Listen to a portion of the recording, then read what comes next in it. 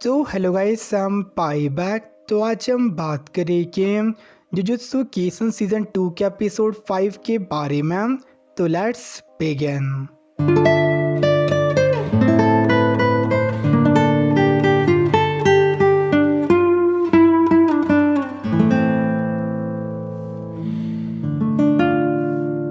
तो last episode में Gojo Toji को मार देता है और इस फाइट के बाद से गोजो की पावर बहुत सा बढ़ गई थी और उसकी टेक्निक भी मॉडिफाई हो गई थी। एज लिमिटलेस टेक्निक थी, उसी ऑब्जेक्ट डेंजर लेवल को भी वो डिटेक्ट कर सकता है और साथ ही टेक्निक को हमेशा एक्टिवेट रख सकता है बहुत कम रिसोर्स के साथ में, और ताकि इसका इफेक्ट उसके दिमाग पे ना पड़े वो डिसाइड करता है अपने रिवर्स टेक्निक को भी हमेशा एक्टिवेट रखने का। और अब गोजो इनकी वेरिएशन ब्लू और रेड को भी साइमल्टेनियसली यूज़ कर सकता है। तो अब गोजो सही में ही स्ट्रॉन्गेस्ट बन गया था और अपने मिशंस को भी अकेले हैंडल कर रहा था। लेकिन वहीं दूसरी ओर गीतो, जो कुछ लास्ट एपिसोड में हुआ था उससे बहुत ज़्यादा परेशान था और साथ ही वहाँ पे कर्स पेट के नंबर बहुत सा बढ़ गए थे। तो गीतो उन एक्सरसाइज और अब्सॉर्ब करके दुखी हो गया था और साथ ही उसकी हालत दिन पर दिन खराब हो रही थी। और भले ही गीतो को लोग की सच्चाई पता थी कि लोग बहुत ज़्यादा सेल्फिश और अगली थे, बट स्टिल वो एक सॉर्सरर बना था लोगों को बचाने के लिए। बट अब वो खुद भी इस चीज़ पे डाउट कर रहा था।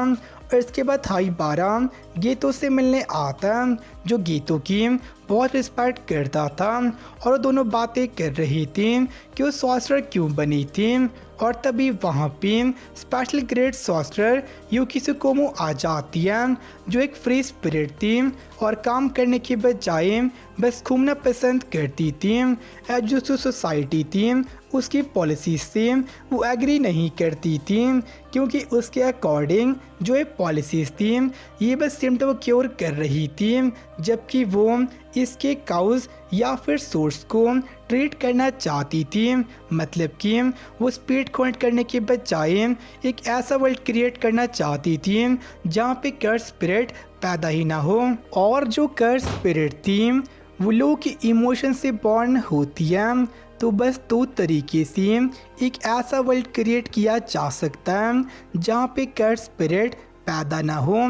तो पहला मेथड था पूरी ह्यूमैनिटी से कर्स एनर्जी को एलिमिनेट करने का, और दूसरा था पूरी मैनकाइंड को कर्स एनर्जी को कंट्रोल करना सिखाना। और यू के अकॉर्डिंग जो पहला मेथड था उसके काम करने की बहुत ज़्यादा चांसेस थे, और इसका परफेक्ट एग्जांपल तोजी था।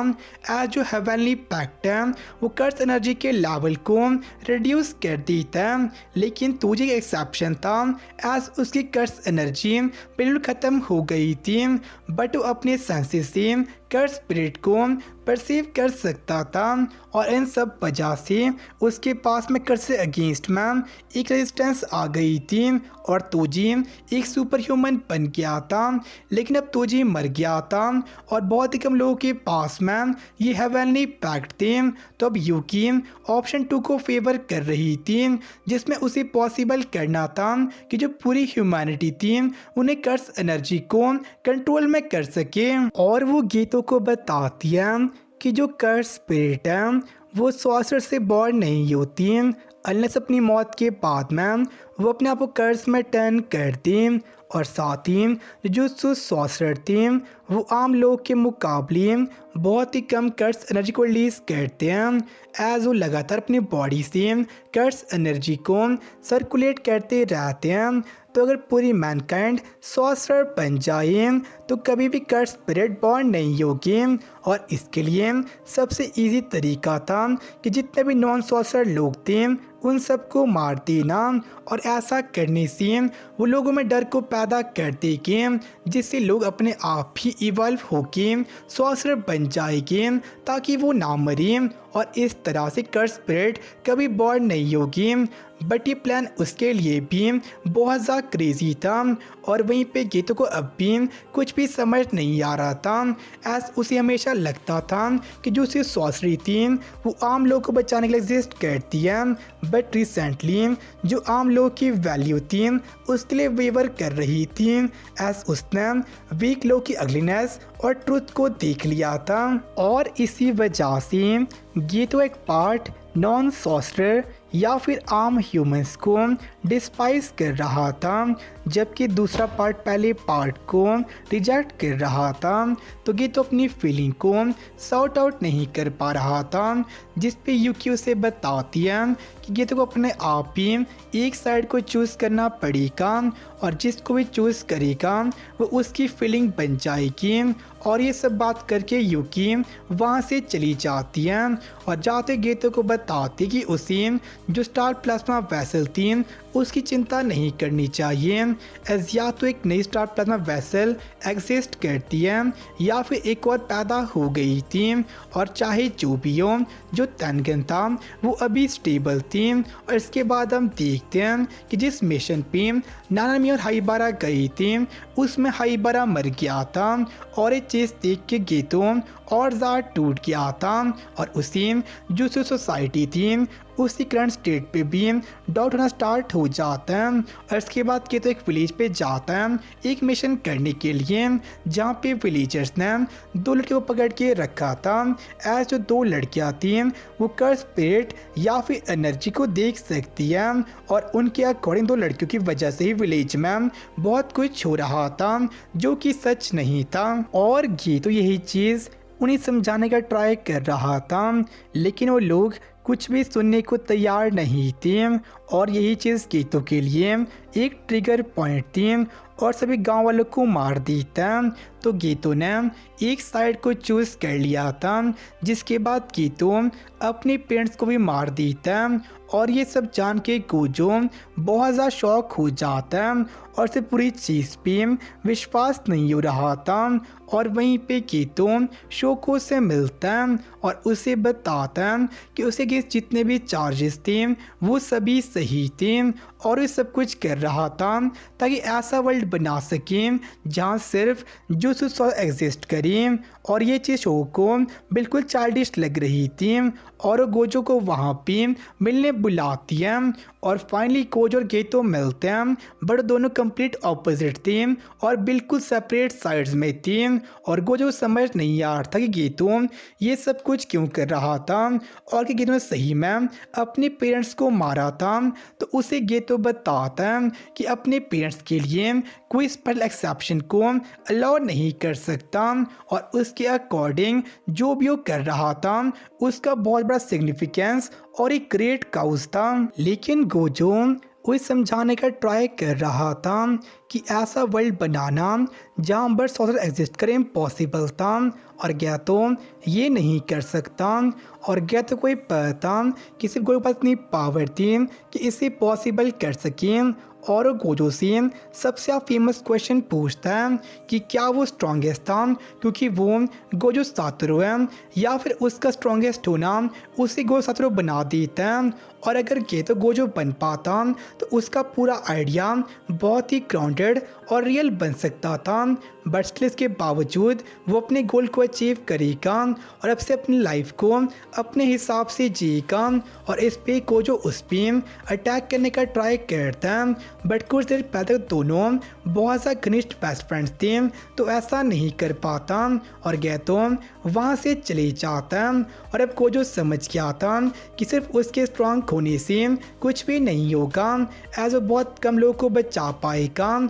तो वो भी चाहता और लोगों को स्ट्रॉन्ग बनाना। और वहीं दूसरी ओर गीतू स्टाइलिश ग्रुप हेडक्वार्टर पहुंच जाता है और अब गीतू ग्रुप का यूज़ करना चाहता मनी और कर्स को गैदर करने के लिए। और जिन लड़कियों उसने विलेज में बचाया था वो भी उसके काउज में उसे ज्वाइन करती है और गीतू ग्रुप के नाम के साथ में उनकी आइडियोलॉजी को भी चेंज कर लेता है और ऑब्वियसली इसके अगेंस्ट में बहुत से लोग खड़े हो जाते हैं जिन्हें गीतू मार देता है एग्जाम्पल सेट करने के लिए।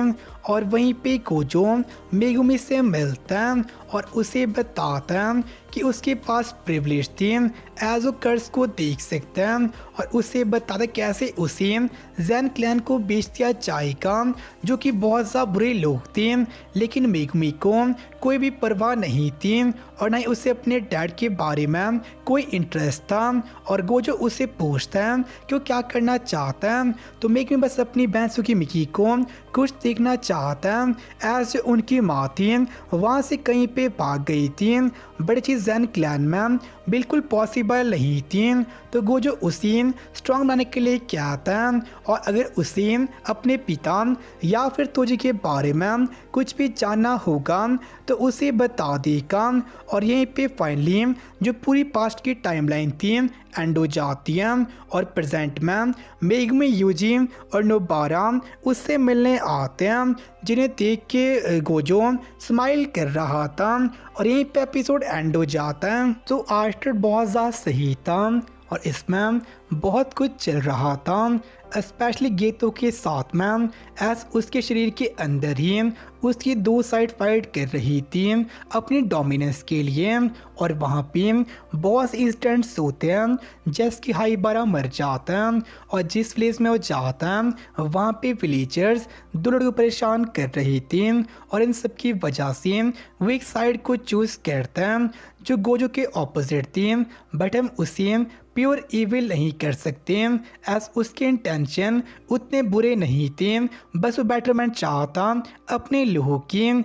और ये सेम के मैग्नेटो के साथ में एज जो मैग्नेटो था वो भी जितने म्यूटेंट्स थे उन सब की भलाई चाहता एज जितने भी ह्यूमंस थे वो और लोगों के साथ में डिस्क्रिमिनेशन कर रही थी जो कि यहाँ पे भी हो रहा था और इसीलिए उन्हें डिस्ट्रॉय करना चाहती। तो आपको क्या लगता है कि उन दो की सोच सही थी या फिर नहीं?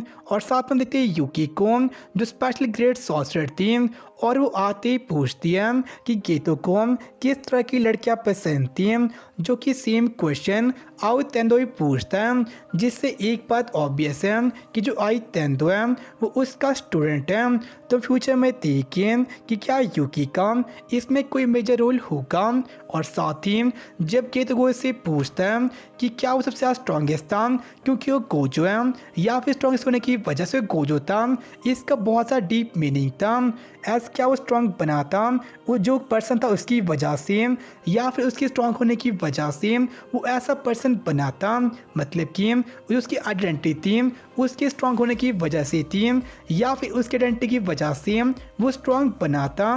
तो आप भी इस चीज़ को कमेंट कर सकते हैं कि आप इस चीज़ से क्या समझें। और साथ में यहाँ पे देखते हैं कि गेतो और गोजो के बीच में एक स्प्लिट आ जाता है, बट लास्ट में जब उन तीनों को देखता है तो उसे अपने पास्ट भी याद आ जाता है और यहीं पे जो से पूरा पास्ट का आर्क तो एंड हो जाता है और नेक्स्ट एपिसोड से शिबुया स्टार्ट हो जाएगा। और हम पूरे एपिसोड में देखते हैं कि जो गेतो की पूरी सोच थी वो कैसे चेंज हो रही थी। एज पहले अपने आप से लड़ रहा था अपनी सोच को ताने के लिए, बट जितना कुछ भी हो रहा था उसे नेगेटिवली इफेक्ट करता है एज जैसे उसे इंसान का ट्रुथ पता चलता है। तो आपको क्या लगता है कि गेतो ठीक था या फिर नहीं? आप एक कमेंट कर सकते हैं।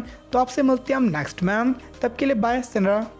फील करो खुद को उड़ने लगा मैं आसमान में।